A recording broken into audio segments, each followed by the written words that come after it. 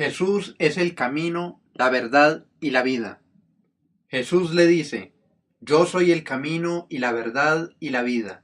Nadie viene al Padre sino por mí. Juan 14:6. Decía frecuentemente un anciano hombre de Dios que cuando Él tiene en su mano las más grandes misericordias para nosotros, entonces es cuando la mayoría de nosotros estamos pecando contra Él, lo que hace aún más glorioso su amor para con nosotros. En las palabras que hemos leído encontramos un ejemplo de ello. Nunca antes del corazón de Jesús fluyó su soberano amor con mayor ternura que cuando dijo, no se turbe vuestro corazón.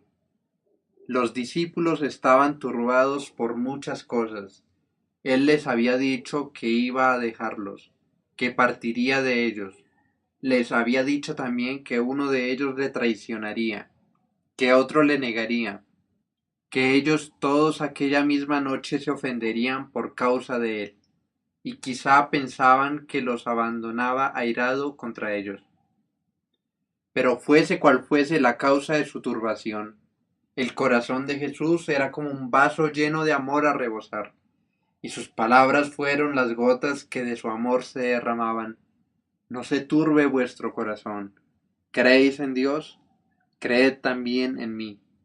Seguramente que nunca antes fueron pronunciadas palabras de ternura tan íntima en este frío mundo.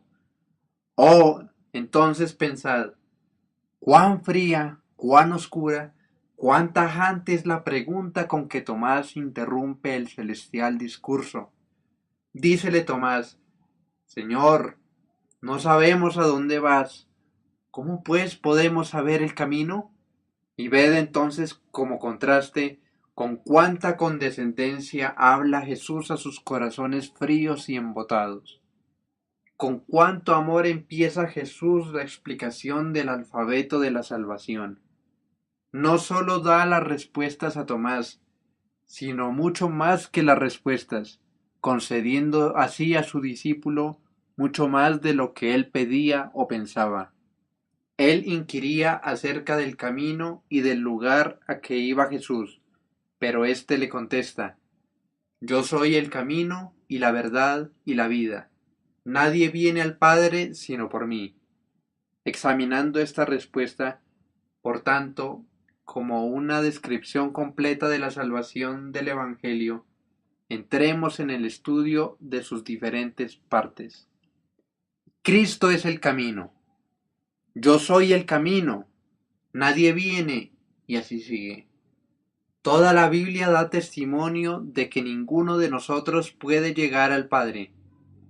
Estamos por naturaleza llenos de pecado y Dios es, por naturaleza, infinitamente santo, es decir, huye del pecado.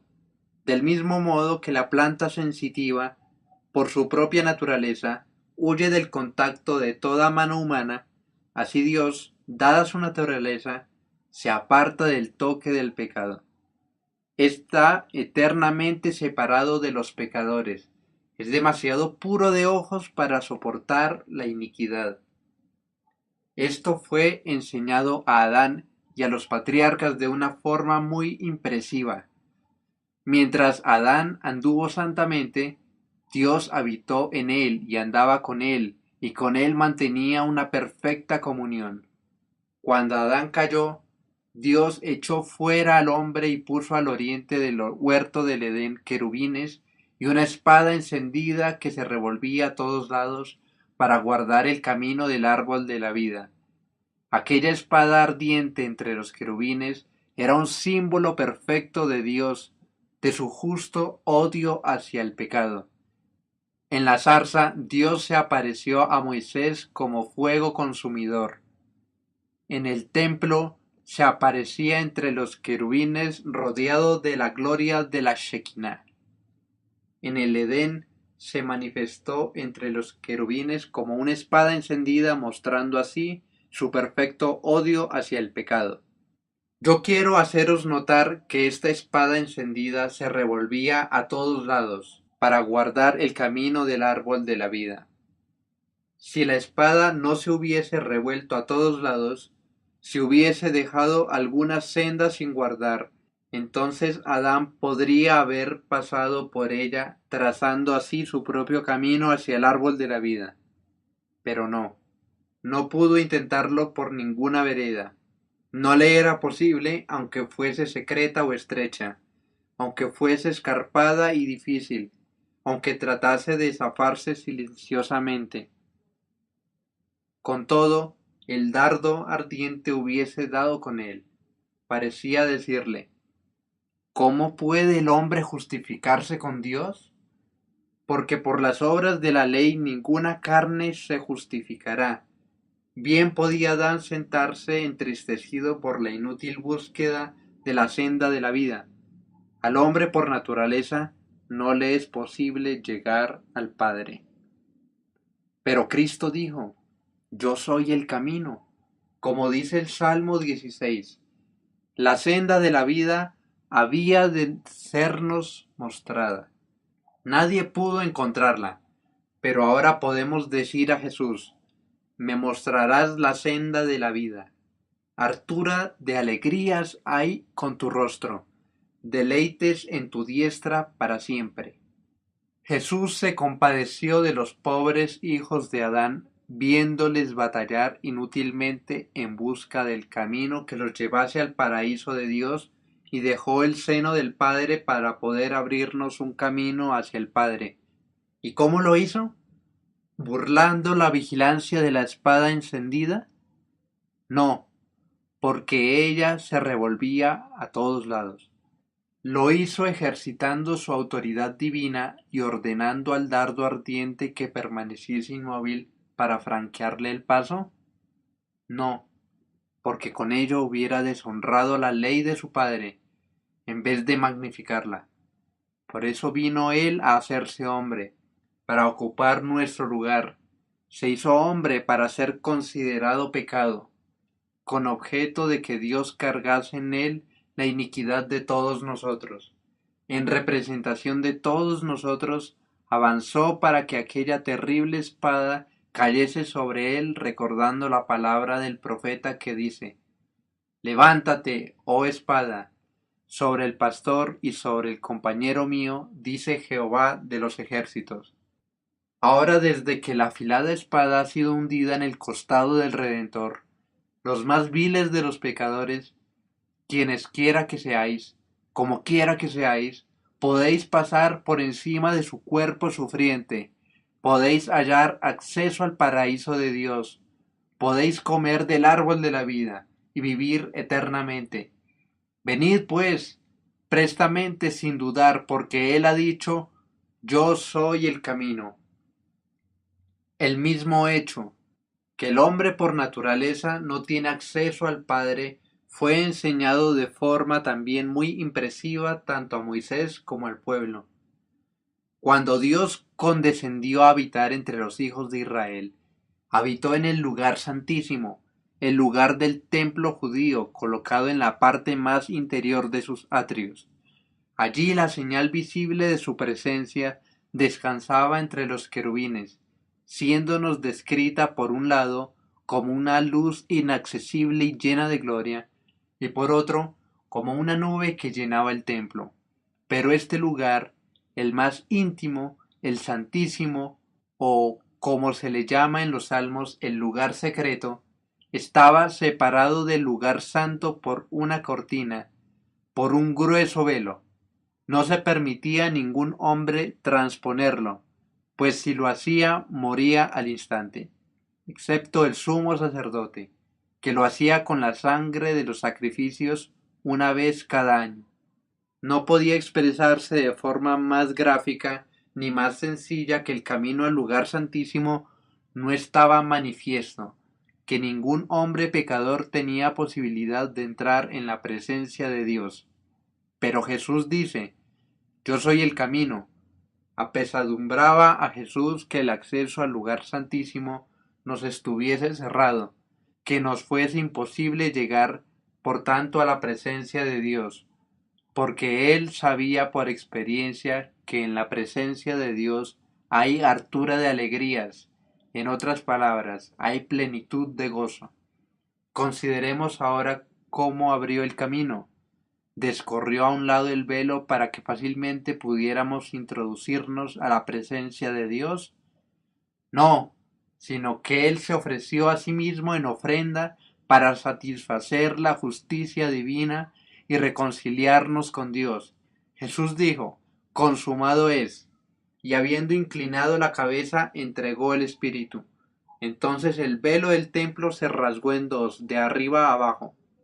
Consumado es, la maldición del pecado se ha llevado a cabo. Las demandas de la ley han sido satisfechas. El camino ha quedado abierto. El velo se ha rasgado de arriba abajo. No queda ningún vestigio de aquel velo rasgado que nos intercepte el paso. El más culpable y vil pecador de todos vosotros tiene ahora libertad para entrar a través del velo desgarrado, permanecer bajo la faz de la luz de Dios, habitar en lo secreto de su tabernáculo, contemplar su belleza e inquirir en su santo templo.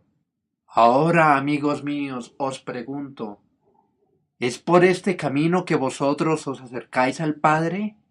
Cristo dice, yo soy el camino, nadie viene al Padre sino por mí. Por tanto, si vosotros queréis todavía trazaros vuestro propio camino, bien sea un camino de lágrimas o de penitencias o de propósitos de enmienda, o el de la esperanza de que Dios no os tratará tan rigurosamente, si vosotros no queréis parar atención a las amonestaciones de Dios, encontraréis en el día del juicio aquella espada ardiente volviéndose a todos los lados, y habréis de ser dejados reservados para aquel fuego consumidor. Pero oh, si hay alguna alma que no encuentra paz en sus caminos de justicia propia, hay alguno de vosotros que a sí mismo se descubre perdido, he aquí que Cristo dice, yo soy el camino, como también en otro lugar dice, yo soy la puerta. Es un camino abierto y libre, es el camino para los pecadores. ¿Por qué aguardar un momento más?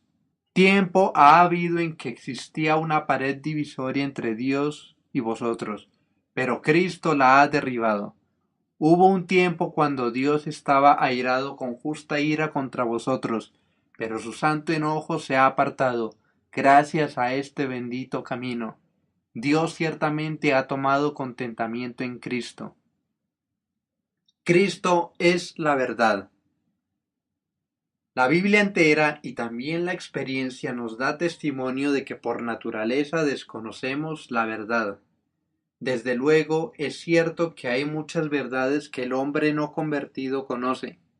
Está capacitado para conocer las verdades de las matemáticas y de la aritmética. Puede conocer mucho de las verdades comunes de la vida diaria, pero por el contrario no puede decirse que un hombre inconverso conozca la verdad, porque Cristo es la verdad. Cristo puede ser llamado la llave del arca de la verdad. Quitad la llave de un arca y todo lo que hay en el interior de la misma tendrá el mismo valor que un montón de ruinas. Pueden estar dentro las mismas piedras preciosas, pero están todas revueltas y mezcladas, sin orden, sin fin. Del mismo modo, eliminad a Cristo y toda el arca de la verdad viene a carecer de valor. Son las mismas verdades las que permanecen allí, pero caídas, sin coherencia, sin orden. Cristo puede ser llamado el sol del sistema de la verdad.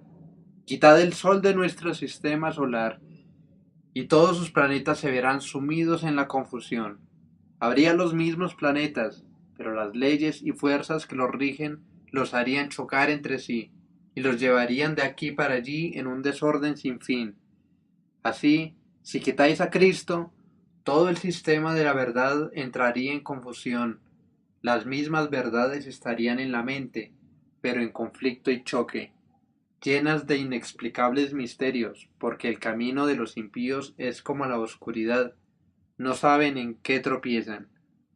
En cambio, si permitimos que Cristo sea revelado a un alma no convertida, no por medio de la palabra de un hombre que le hable de Cristo, sino por la revelación directa del mismo Espíritu de Dios, veréis qué cambio se produce.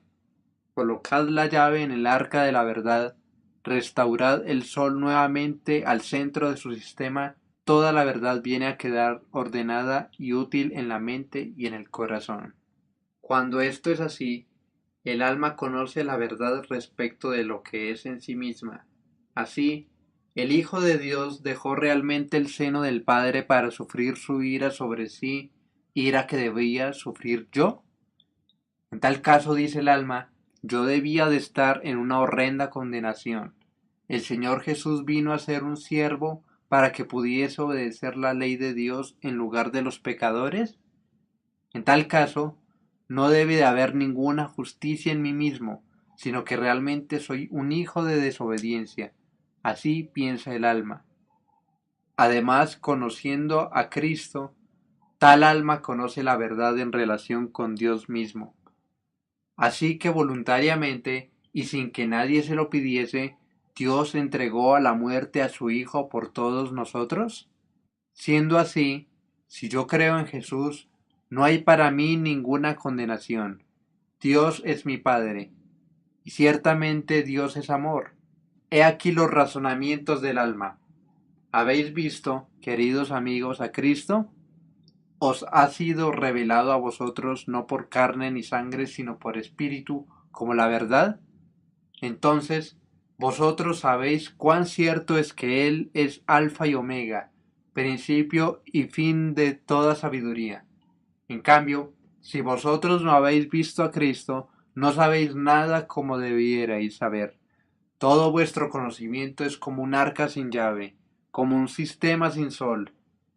Qué bien os reportará en el infierno que hayáis conocido todas las ciencias del mundo, todos los acontecimientos de la historia, y todos los negocios y asuntos de la política de los breves días de vuestra estancia en la tierra. ¿No sabéis que vuestro mismo conocimiento se os tornará en instrumento de tortura allí? ¿O cómo desearéis aquel día haber leído menos los periódicos y más la Biblia que teníais arrinconada, con objeto de que por ella hubieseis conocido al Salvador, a quien conocerle es vida eterna? Cristo es la vida. Toda la Biblia declara que por naturaleza todos nosotros estamos muertos en delitos y pecados, que la muerte no es una muerte en la que estamos completamente inactivos, sino que en ella andamos de acuerdo con la maldición de este mundo, de acuerdo con el príncipe y las potestades malignas de los ángeles caídos.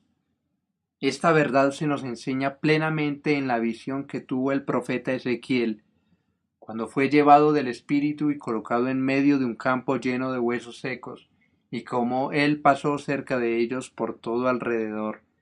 He aquí que eran muchos sobre la haz del campo, y por cierto secos en gran manera. Justamente así es la visión que cada hijo de Dios tiene del mundo. Los huesos secos son muchos y secos en gran manera. Y hace la misma pregunta que Dios hizo a Ezequiel. ¿Vivirán estos huesos? Oh sí, amigos míos. ¿Y no os enseña la experiencia esta misma verdad? Ciertamente los muertos no pueden saber que están muertos. Solamente en el caso de que el Señor toque vuestro corazón podréis daros cuenta de ello. Estamos predicando a huesos secos. Este es el método de Dios. En tanto les predicamos, el aliento de Dios sopla sobre ellos. Mirad por tanto vuestra vida pasada.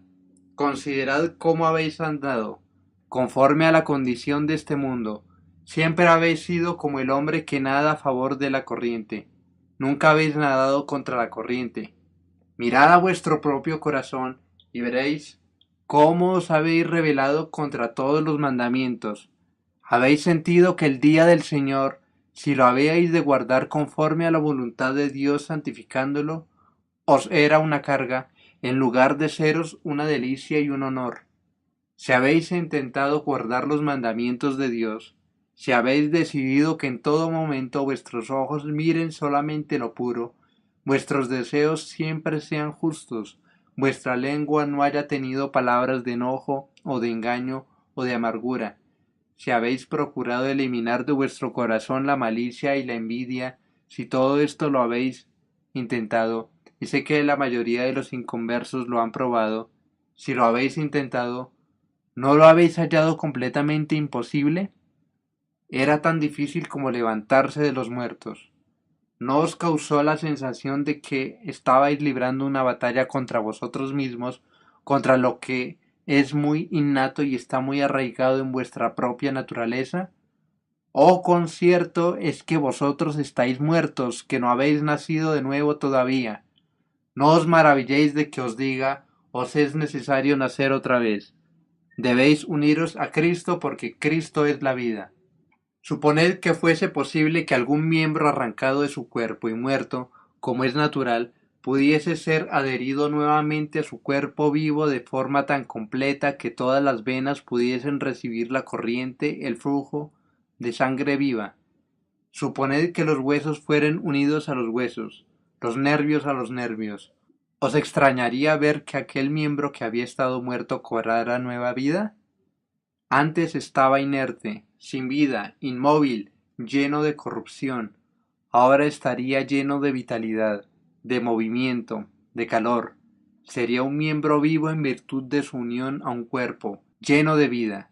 Suponed, por otro lado, que fuese posible que una rama desgajada fuese injertada a un árbol de forma también tan total que todos los canales de la rama recibiesen la corriente de la savia. ¿No contemplaríais el milagro de que aquella rama antes muerta se convertía en una rama viva? Antes estaba seca, sin fruto, ahora estaría llena de savia, de vida y de vigor. Ahora sería una rama viva porque se habría unido a un árbol que sería su vida. Bien, pues justamente así sucede con el creyente cuando se une a Cristo, ya que éste es la vida y de él la recibe cada alma. El que está unido al Señor tiene su espíritu. ¿Es tu alma como un miembro muerto, frío, inerte y lleno de corrupción? Acude a Cristo, únete a Él por la fe y serás con Él un espíritu. Recibirás su calor, su vigor y la plenitud de su actividad para el servicio de Dios. ¿Es tu alma como una rama desgajada, seca, sin fruto, que ofrece solamente hojas? Acércate a Cristo. Únete a Él y tendrás su espíritu. Te darás cuenta entonces de que ciertamente Cristo es la vida, que tu vida está escondida con Cristo en Dios. Dirás entonces, ya no vivo yo, mas Cristo vive en mí, y la vida que ahora vivo en la carne la vivo en la fe del Hijo de Dios que me amó y se dio a sí mismo por mí. Recordad entonces, mis amigos no creyentes, que el único modo de que vengáis a ser santos es que os unáis a Cristo, y vosotros, amigos creyentes, recordad que si vivís de forma poco sólida en la santidad, se debe a vuestra poco vigorosa unión con Cristo. Estad en mí y yo en vosotros, así llevaréis mucho fruto, porque sin mí nada podéis hacer.